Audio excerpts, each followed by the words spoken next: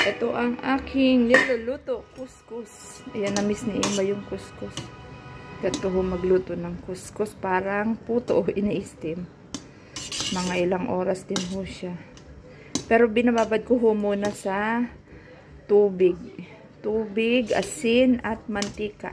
Itong kuskus bago siya lutuin. Ayan.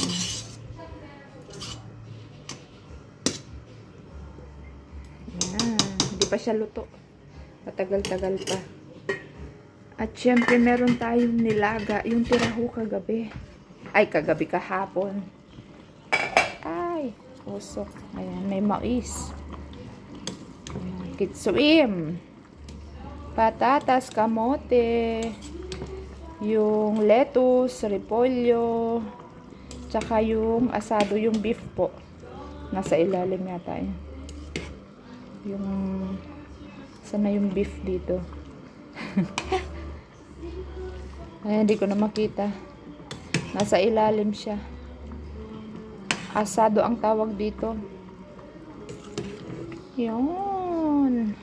Gulay lang. Sabi ko nga po kahapon, kahit wala ng kanin, sapat na. Ayan. Hindi ko na makita yung ano, yung laman, nasa ilalim siya.